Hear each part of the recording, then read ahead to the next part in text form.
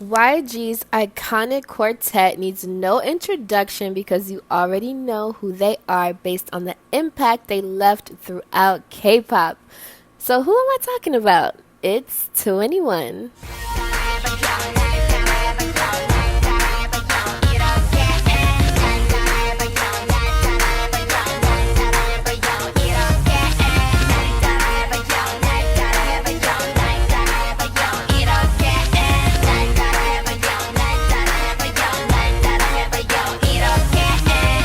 Serving us fierce feminine power in the form of sweet tunes, 2NE1 promoted between the years of 2009 to 2016. So what happened to them? Well, let's talk about it.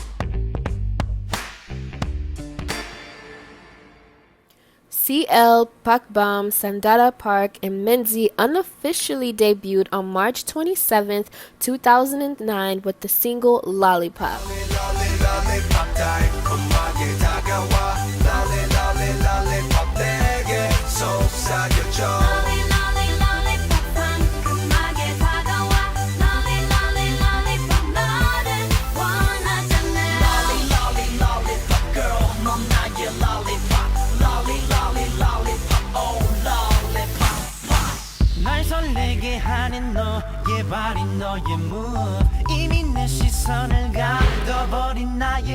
This was a promotional single for the cell phone brand LG Scion that they collaborated on with label mates Big Bang. This song is so good, you guys, and I still love it to this day because it's iconic and has a catchy vibe to it. It even won them 2 awards and a nomination at the time. Not bad for a cell phone brand, like, promotional song. However, since the single was, like I said, used to promote a brand, it wasn't an official debut, but it was the first time that we pretty much got to see them, like, singing and stuff and doing their thing. We will get our official debut release of 2NE1 though on May 6th, 2009 with the single Fire.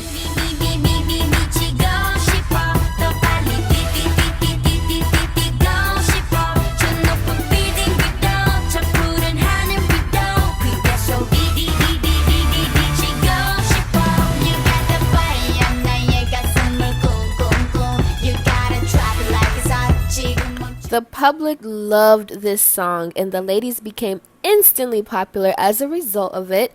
They won several awards and topped the charts with this single, even garnering attention from supporters overseas. There are 2 versions of the song as well, and I'm curious to know if you prefer the original or the street version, so share your thoughts with me down below. Now, 2NE1 wasted no time giving the people what they wanted, which was a full-length album on September 9th, 2010, with the leading single being Go Away.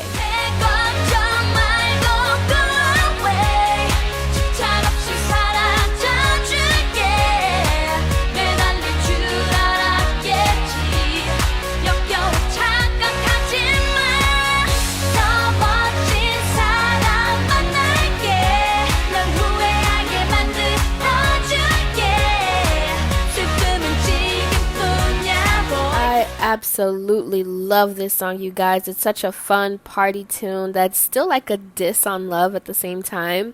The album itself made it to #1 in the Korea and #7 in the US, which is very good for the ladies. There's so many singles on this album that are truly hard to pick from, like which is better than the other, but let me know which one was your favorite. I think Can't Nobody is definitely a personal favorite of mine, especially the English version. I just really love that song. So the next project 2NE1 gave us would be on July 28th, 2011, with the leading title track being I Am the Best.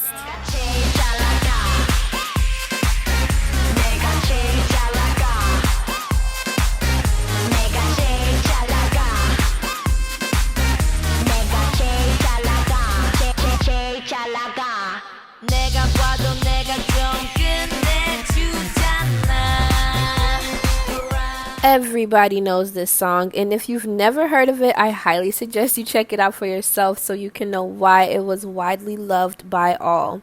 This song was used to I remember when it played over the airwaves everywhere in American stores, even so many years after its release. Like, it just kept getting more and more popular as K-pop grew, because it's such an iconic song, and it's like, how do you not know K-pop without not knowing this song? The EP itself did really well too. It peaked at #1 in Korea and #4 in the US even at its time of release, so it was still widely popular here, obviously. It's so iconic, like I said, and it deserves all the accolades and praises that it's received then, now, whenever. So after several Japanese promotions and a few more English singles, we fast forward to 2013 when 2NE1 gave us 3 separate singles. The first one was released on July 8th, 2013 and was called Falling in Love. Falling in love, falling in love. Falling in love, falling in love.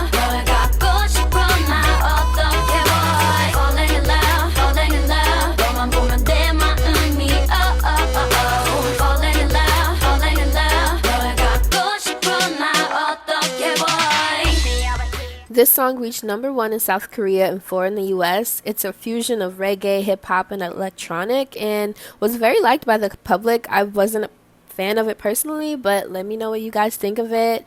And yeah, it did really well, and everybody pretty much loves what 2NE1 does, so it's not surprising.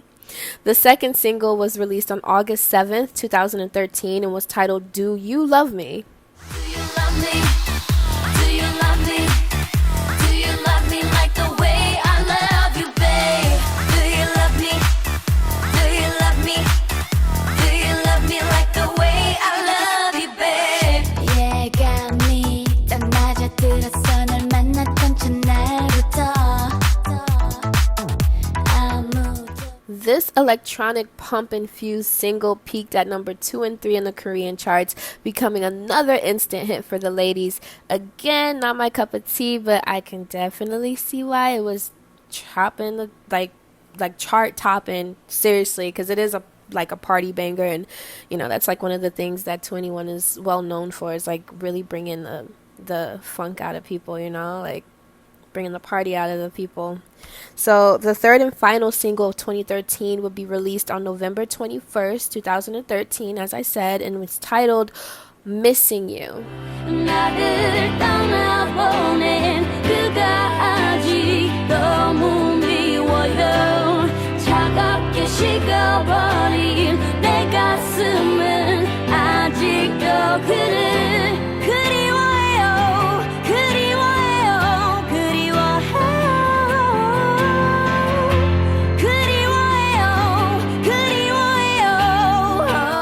Slower song, more like a ballad. This had to be their most successful single of the year, considering it sold like over 1 million copies everywhere and reached #1 in Korea and #2 in the US. The public loved this song, and for good reason too. All of the members of 2NE1 have fantastic vocals. Like, they can all blow. They all got pipes, okay? And while the party type songs are their typical forte, you can't deny that a good ballad really emphasizes just how talented they truly are, and that's why we just like super appreciate when they really give us those vocals, because them girls be blowing, like they really be hitting it. So in January of 2014, 2NE1 served us presence on TV by appearing on 2 major programs. The first one being The Bachelor. Yes, honey, did you know that they were on The Bachelor, like the actual Bachelor Nation show that I actually do tune into, but did not know that they were on it at the time? Like, what? I wouldn't have expected them to perform on this type of show, but then again, The Bachelor is known for having like surprise musical guests all the time, so it's not that far off on them to like want to capitalize on 2NE1's rising stardom at the time. Like, I can definitely see it happening. I'm surprised that they put, I'm not even going to get into that, but the second show 2NE1 appeared on was America's Next Top Model. They performed on the final runway and gave everyone a good time, as they always do. Have you seen this episode as well? Like, I didn't know that they were also on America's Next Top Model. That's very interesting. Let me know if you've seen this one and the Bachelor one in the comments below, because like I said, prior to doing research for this video, I didn't know that they were even on TV, so that's pretty cool. Come February 27, 2014, we will be getting our second album from the ladies, called Crush, with the leading single being Come Back Home. Come back home. Can you come back home? Yeah. 차가운 세상 끝에 날 버리지 말고 내 곁으로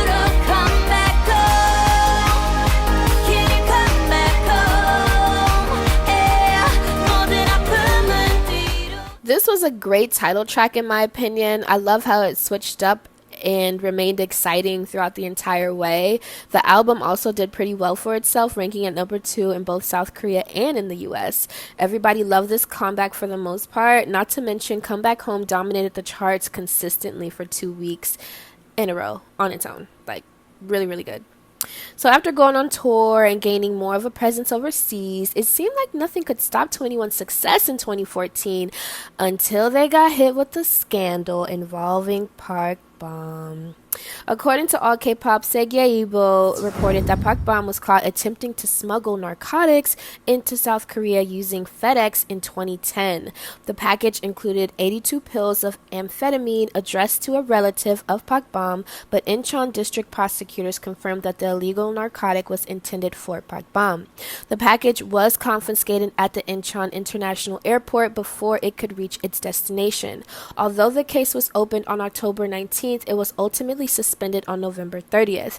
Because of this, Bom was given a grace and avoided all repercussions as a result of the incident, which left many puzzled as to how and why.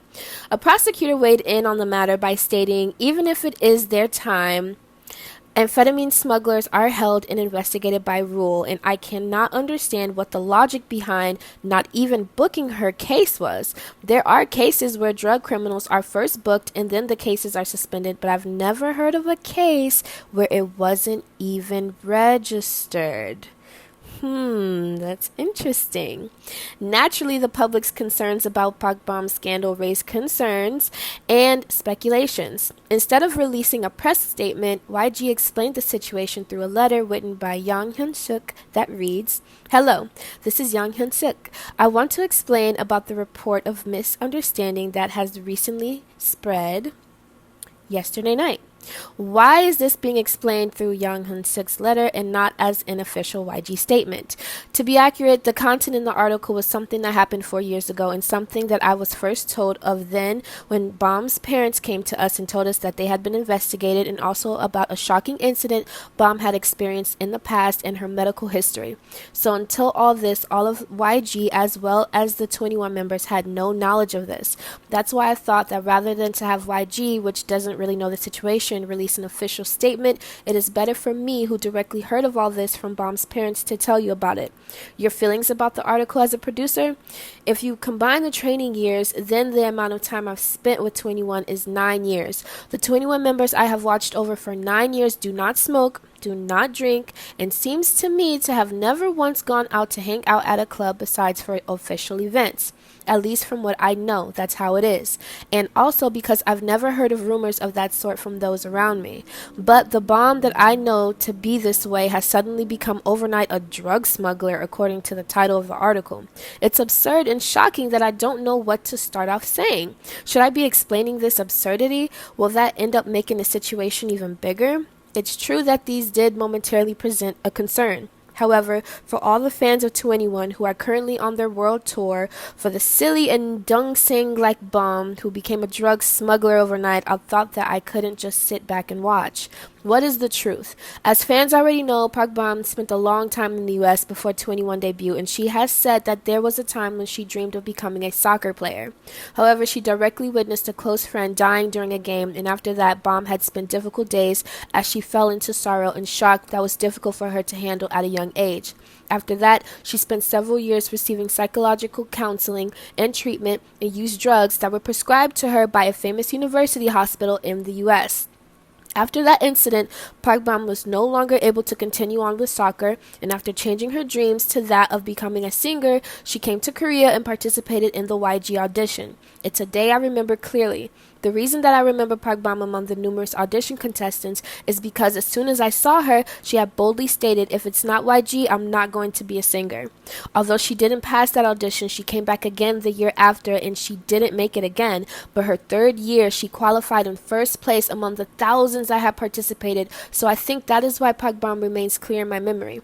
The reason why I'm talking about these seemingly irrelevant matters is that considering that I did not know that she played soccer or about her medical history until her father told me 4 years ago, even though it's been 11 years since I first saw Bom and that she's never brought this up to her members, it seems clear that this is a painful memory that Bom doesn't want to bring back. Up until 4 years ago, Bomb had been using the medication that she had been formally prescribed by the university hospital in the U.S., but because she could not go to the States due to her busy schedule, in the process of receiving the medication from her mom and grandmother, it had become a problem because it is a medication that is prohibited in Korea.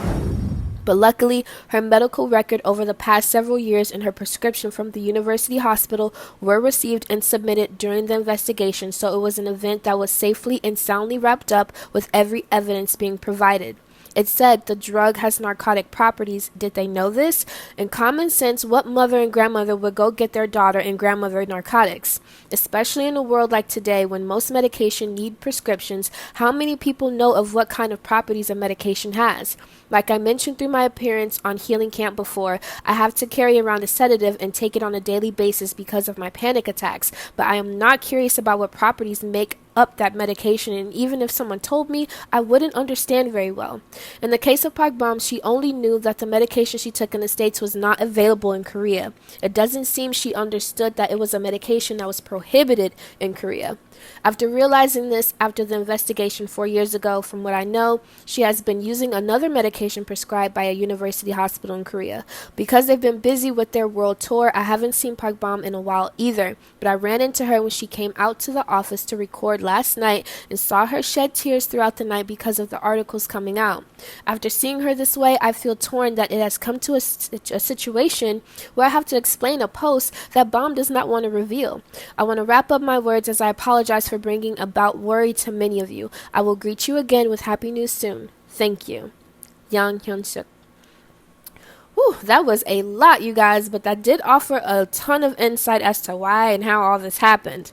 But unfortunately, Park Bom, YG, and the Incheon prosecution department were not off the hook so easily. Once news broke of another agency going through a similar situation with their idol who had been actually charged and punished for their offense, the public accused the prosecutors who handled Park Bom's case of showing favoritism and special treatment for letting her go unscathed. A representative of the prosecution department denied these allegations in a statement that reads, "It's true that one can be sentenced to 5 years or more in prison if one smuggled in amphetamine and used it. So because of this, cases like these are looked upon even more strictly. In the case of Park Bom, it was revealed that she had received prescription for the drug due to her personal medical history.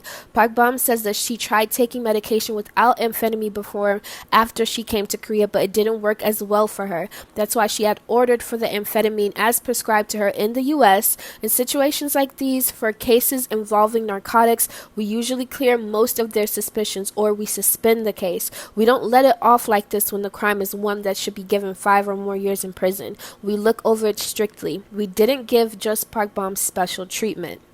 The public was still torn at the time between feeling sympathy for Park Bom and everything she had gone through, as well as unsatisfactory for the explanations and questions still left unanswered in the aftermath of this situation. In any case, this situation definitely contributed to why the 2NE1 ladies went on a hiatus and focused on their own solo activities for 2015. It wasn't until over a year of no group promotions that YG announced in a press conference about Minzy's departure from the group, and according to Soompi, this is what they had to say. This is YG's Entertainment's official statement regarding the rumors of 2NE1 disbanding. "We are sorry to bring this regrettable news to 2NE1 fans who have waited for a long time. We are officially inform you that 2NE1's maknae Gung Minzy will no longer be able to be a part of 2NE1. YG's contract with 2NE1 expires on May 5th, 2016. Last January, we had individual face-to-face talks with each member regarding renewing their contracts and showed our desire for the group to reform. Unfortunately, Gong Minzy did not feel the same.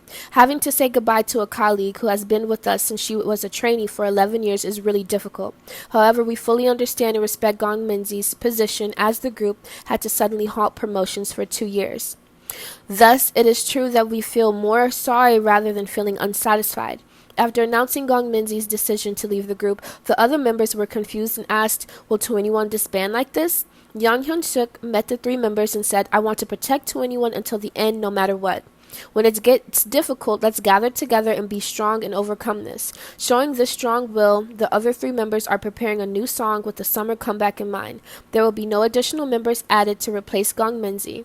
2NE1 is a girl group who has received a lot of love and domestic and international fans, enough for a world tour for 7 years since they debuted. Even from an international perspective, it's not easy to keep a group active for more than 7 years. In fact, it's nearly impossible to do so without overcoming various crises and difficulties, like the crisis the group experienced when they had suspended all official activities due to the incident 2 years ago. We will do our best to overcome this case of one member leaving the group as well.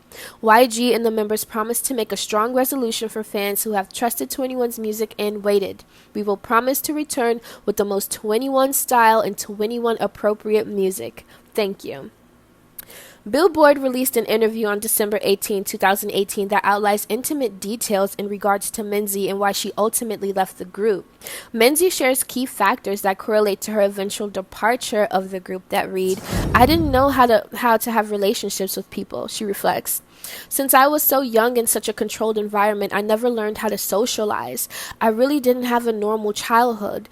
I never went out to play with other kids. I was just training and everyone was older than me." When it comes to the matter of 21's appearance, Minzy goes on to state that due to YG calling the ladies really ugly on several instances throughout their career, it's caused her serious mental strain. She states, "People, netizens, were critiquing the fact that, we weren't the prettiest group." She says, "We were the ugly group. I didn't know how to process that. I held that in. It was tough. As a group, we pretended it was not a big deal and tried to forget about it, but you can't forget about it. It's tough. I was trying to keep up with the other girls in the group in terms of maturity, but when you're up against these girl groups who look like models and you're doing something different, cool, but different, you deal in a different way."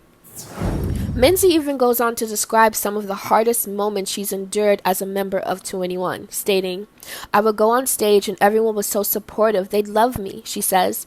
"Then when the stage was done, I would be in the hotel feeling so empty. Life felt like just a stage. I didn't know what my life was about. I wasn't sure if life was better as a performer or if life would be better just alone. It was such a contrast, but I never had the time to figure out how to balance both being on stage and being alone." When it comes to personal projects, Minzy expressed her disappointment in having her solos shelved due to issues that arose with another artist of the agency. This is what she had to say. "There wasn't enough focus to finish my stuff," she says of the management style, where every company release required all hands on deck. She says, "They kept delaying it, and then when it comes to basically everything else, you don't know the details." Minzy also weighed in on what it was truly like behind the scenes during those long hiatuses. She states, "We are all homebodies, so really just being at home watching TV were the best moments." She says of CL, Bomb, and Dada. She also continues, "Those memories were very cozy and warm, to me at least. Maybe because I was so young? But the world was quite a strange place to me, so those moments are close to my heart. The family feel was more important to me than the fame, but as it took longer and longer for our albums to come out, we would only really meet when it came time to plan for the album. As everyone started doing their own thing, I was having even less time with them." On the subject of mental health, Minzy expresses how it's viewed in South Korea and how she coped with it with the help of Teddy Park, stating, "In Korea, mental illness seems more as a stop being sad, not something actually acknowledged type of thing. Since I was the youngest, he would try to encourage me." She says, Teddy would say things like, "I know you're feeling like you're depressed and struggling with your depression, but you believe in God and you're going to get through this." I have good memories of him. I'm really thankful for Teddy and see him as a good person in my life to remind me to keep going even when depression was at its worst. I was struggling more intensely at 16 and 17 and no one knew about it, she shares. There was a point where I would just avoid people. People didn't even really know I was struggling. I was just alone. When I was 17 and 18, I basically met God and I found my faith. That was a major change in my life. The people in the same faith and that the same encouragement came into my life and were able to speak very boldly into my life. It wasn't like, oh, you just have to get better. It was like, we understand that it's a struggle. It's okay to struggle and it's okay to feel bad. But let's think about it, deal with it, and have faith. I held on to that. Ugh, I love this part so much. In regards to her thought processing when it was time to make a decision on leaving 21, Minzy states, I needed some time to deal with my depression, find my own way, and decide if this was something I really wanted to do, she explains. It was something I was doing for so long, but it was so hard to maintain. I had to find my own direction, and the only way to do that was by leaving the group and fighting for my own will. I was wondering, what is my life about? And on closing out why she stands on her decision to branch out, Minzy states, leaving 21, it's not about leaving or breaking up the group. It's that I fought for myself, my own future, and what I wanted. She reflects on her now solo journey by stating, I finally chose something for myself. I did feel pressure and a burden when going solo, but it was a good burden. As I've come into my own, I am a different person, she confidently declares. I've experienced pulling through, she says, before thinking back to her past self. I want to help that woman. Beautiful. We love you, Minzy. According to Soompi, YG Entertainment released an official statement in regards to 21's disbandment, and it reads, 21's exclusive contract expired in May 2016, and with Minzy leaving 21, we have come to the decision to officially disband after extensive discussion with the remaining members. As 21 was YG's official girl group for 7 years, we cannot begin to express how we feel, but we determined that it was too difficult to continue. Rather than waiting on unknown amount of time for 21's next promotions, we have decided to focus on the members' solo activities. We sincerely thank all the fans, both in Korea and abroad, that have loved the group and their music for all this time. We would like to officially announce that after last May, we resigned with CL and Sundara Park. However, unfortunately, there is no new contract for Park Bom. The last project 21 released before disbandment was on January 21st, 2017, and is titled Goodbye. 우리 다시 만나는 그날까지 안녕 안녕 우리 다시 만나는 먼 그날까지 안녕 안녕 Does anyone know how it makes me feel 우리 다시 만나는 그날까지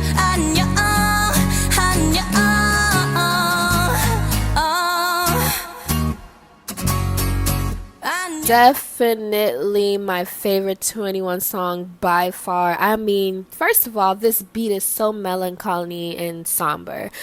And their vocals are just phenomenal and emotional, especially CL. Like, I feel like she poured everything into this song.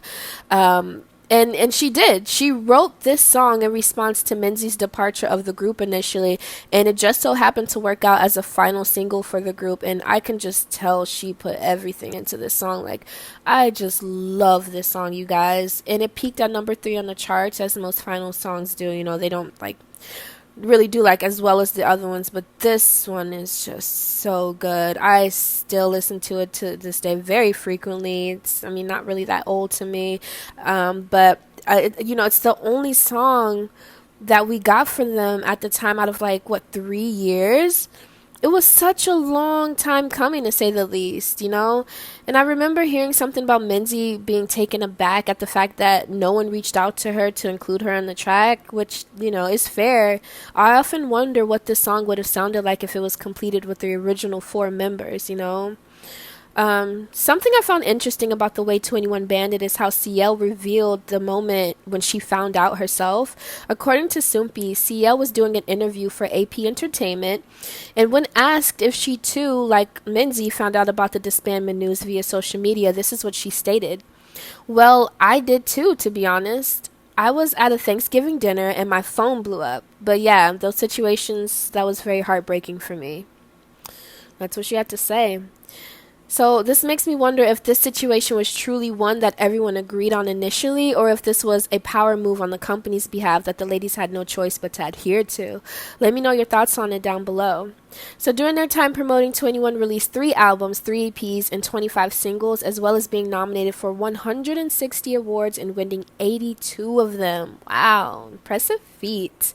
Well, there you have it, folks. That is the legendary 21. What were your favorite songs of theirs, and who is your favorite member? Do you miss them? I want to hear all your thoughts down below, so do not hesitate to share them with me. And until next time, I will see you around. Masalam.